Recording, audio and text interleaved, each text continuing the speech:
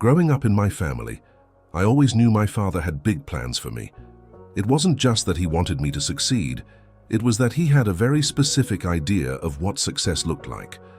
My father was the kind of man who believed in clear paths, traditional careers, and doing what was practical.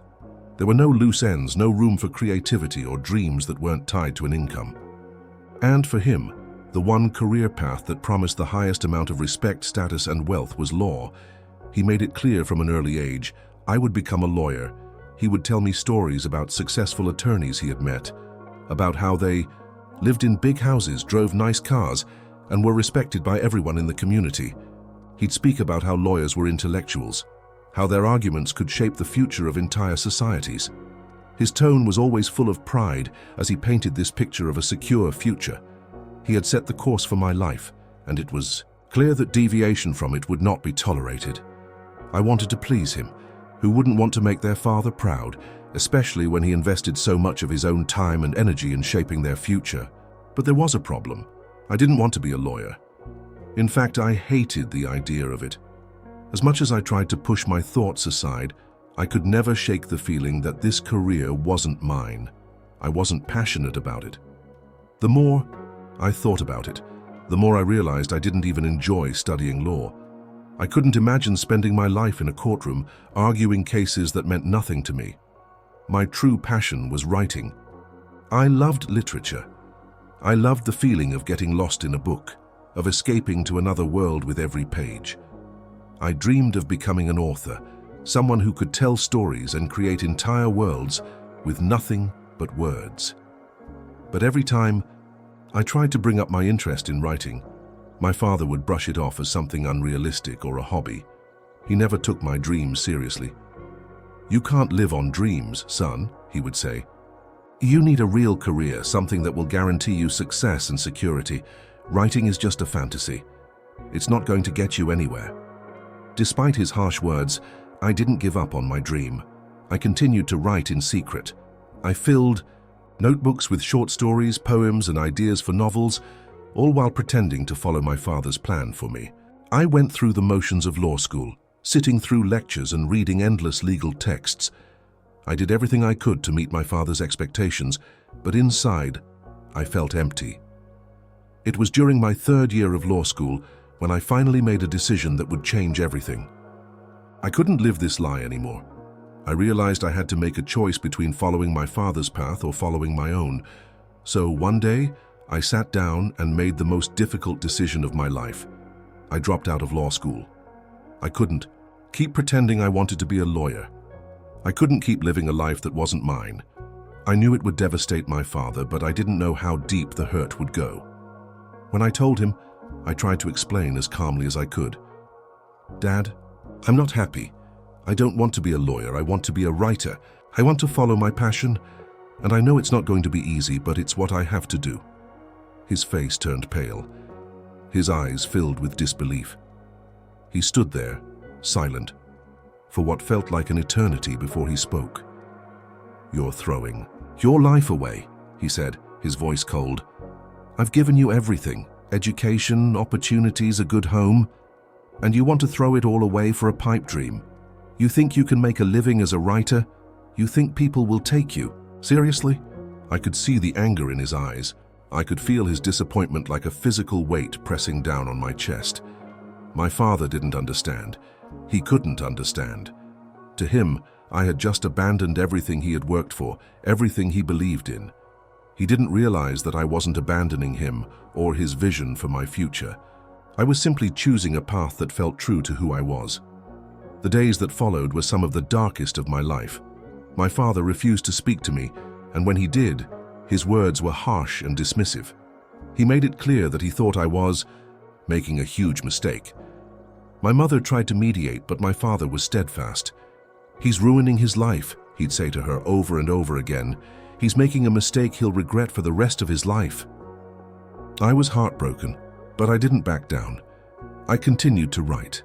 I found a small apartment, worked odd jobs to support myself, and poured my energy into writing every day.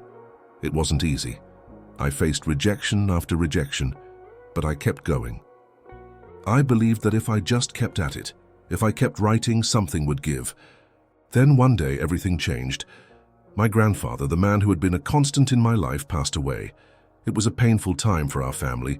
He had been a quiet, stoic man, but he was the one person in the family who had always supported me.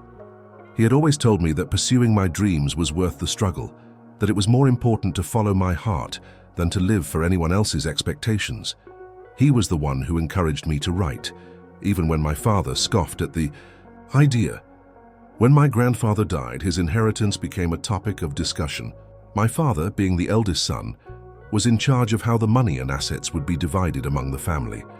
We gathered at my parents' house for a meeting where my father announced that he had made a decision about how the inheritance would be split.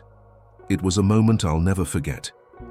"I've decided," my father said, his voice filled with a strange sense of finality, "that I'm giving all of my inheritance to your little brother." I couldn't believe it. My mind raced. "What? Why?" I asked, trying to keep my voice steady. My father didn't even look at me when he answered. "Because your brother is following the right path. He's doing things the way they should be done. He's working hard, getting his degree, and building a stable future. You, on the other hand, chose to throw everything away. You turned your back on your education, on everything I've worked for, just to follow some unrealistic dream." I felt a rush of emotions: betrayal, anger, confusion. My little brother, who had always followed my father's wishes, was now being rewarded. He was the perfect son, the one who did everything by the book. And now my father was giving him everything. Everything my grandfather had left behind. The house, the savings, the investments, all of it was being passed on to my brother, as though I didn't exist. I couldn't hold it in anymore. "You're doing this because I didn't become a lawyer?" I asked, my voice trembling. "You're giving him everything because I didn't choose the career you wanted for me?" My father's expression was cold, emotionless. "You'll never understand, will you?" he said. "You chose a foolish dream and now you'll have to live with the consequences." I stood there, numb. I couldn't believe what I was hearing. The man who had once promised me that he'd always support me no matter what was now cutting me off entirely. It wasn't about the money. It was about the fact that he didn't see me for who I was. He didn't accept me. He wanted me to be someone I wasn't. And when I couldn't meet those expectations, he punished me. The days that followed were filled with tension. My little brother didn't seem to care about the inheritance. He was happy to get it, but he didn't understand the depth of what had just happened. To him, it was just money. To me, it was a symbol of everything I had lost: the relationship with my father, the love, the support, the approval. I felt like an outsider in my own family. But despite the pain, I didn't give up. I kept writing. I started publishing short stories online, built an audience, and eventually landed a book deal. My first novel was published, and it made waves. In the literary world, people were reading my work and they loved it. I wasn't rich, but I was doing what I loved. I had created my own path. My father never came around. He never fully accepted my decision. But I realized something important. His approval wasn't going to define me. I was finally free to live my life the way I wanted. And in the end, I was more successful than I could have ever imagined. Looking back, I know I made the right choice. I may not have the inheritance my father promised me, but I have something far more valuable: my happiness, my passion, and the knowledge that I followed my dreams no matter what the cost. Have you ever faced a similar situation where your family didn't support your dreams or your career choices? How did you handle it? Let me know in the comments. I'd love to hear your stories.